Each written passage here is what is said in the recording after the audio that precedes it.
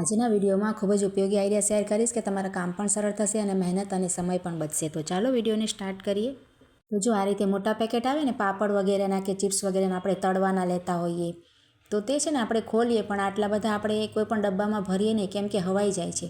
તો આ રીતે આપણે કોથળીમાં પણ રાખી શકાય. જો તેને છે ને પેક કરી શકાય. આપણે આ રીતે થોડીક જ ખોલવાની અને જેટલા પણ તમારે કાઢવા હોય ને એટલા કાઢી લેવાના. ત્યાર પછી અહીંયા છે ને આપણે એક છરીને ગરમ કરી લેવાય. જો સરસ આપણે ગેસ ઉપર ગરમ કરી અને આપણે પ્લાસ્ટિક નરમ જ હોય છે તો તમે ફેરવશો ને આ રીતે ગરમ કરીને તો તરત જ તમારે પેક થઈ જશે. જો ગમે એવું પણ પેકેટ હશે ને, આપણે નૂડલ્સનું હોય કે કોઈ પણ વસ્તુનું મોટું પેકેટ હોય ને તેને આ રીતે આપણે ન ભરવું હોય ને તો આ રીતે પેક કરી શકાય. અને કોઈ પણ મોટા ડબ્બામાં આપણે પેકેટ બધા રાખતા હોય તેની સાથે આ પેકેટ આવી જાય. જો ખૂબ જ સરસ આઈડિયા છે, તમે એકવાર ટ્રાય કરજો. તમારી છરી ગરમ ના કરવી હોય તો જે ચીમટો આવે ને આપણે રોટલી શેકતા હોઈએ તેનાથી પણ કરી શકાય કે ચમચીથી પણ કરી શકાય. કોઈ પણ વસ્તુથી તમે આ પેકેટને એકદમ પેક કરી શકશો. ખૂબ જ સરસ આઈડિયા છે. સારો લાગે તો લાઈક કરજો.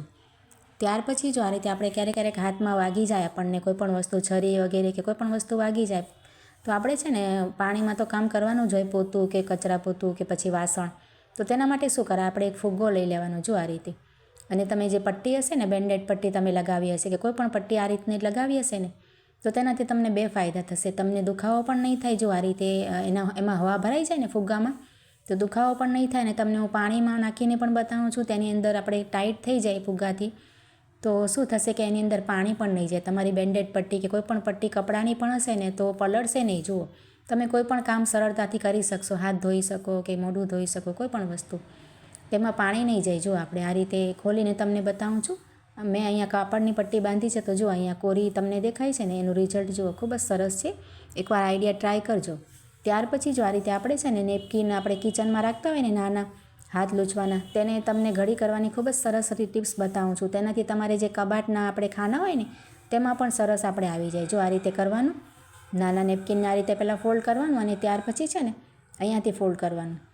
આ રીતે થઈ જાય ને આપણે ત્યાર પછી તેને આપણે ઊંધું કરી નાખવાનું. જો આ રીતે રેડી કરી અને ત્યાર પછી તેને આ રીતે ઊંધું કરી અને હવે આપણે અહીંયાથી આમ વાળતા જવાનું. સરસ આપણે કઠણ વાળવાનું એટલે સરસ તમારે ઘડી થશે, ખુલે નહીં એવી રીતે.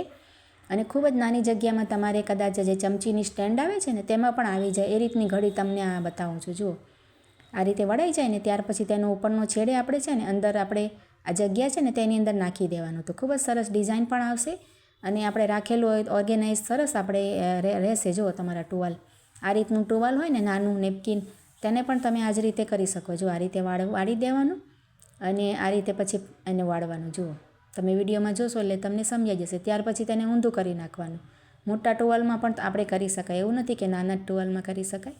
મોટા ટુવાલમાં પણ આઈડિયા કરી શકાય. જો આ રીતે ગોળ ગોળ આપણે કઠણ હાથે વાળવાનું તો ખૂબ જ તમારે આ રીતે જે કેબિનેટ આવે છે ને આપણે ચમચા ચમચીઓ રાખતા હોઈએ તેમાં પણ આ રીતે નેપકિન આવી જાય. જો આપણે ઘણા બધા લૂછવાના રાખતા હોઈએ કિચનમાં, અલગ અલગ કબાટો અને વાસણ, તો બધા નેપકિન તમારે આ રીતે આવી જશે. જુઓ ખૂબ જ નાની જગ્યામાં એકદમ સરસ અને ખુલશે પણ નહીં. અને આ રીતે રાખેલા હોય તો સારા પણ લાગે. ખૂબ જ સરસ આઈડિયા છે. ટ્રાય કરજો અને સારો લાગે તો લાઈક કમેન્ટ પણ જરૂરથી કરજો. ત્યાર પછી જો આ રીતે આપણે સફરજન છે ને આપણે કટ કરીને તો તરત જ તેનો રંગ બદલાઈ જાય છે, કાળું પડી જાય અને આપણે ખાવાનું મન ના થાય.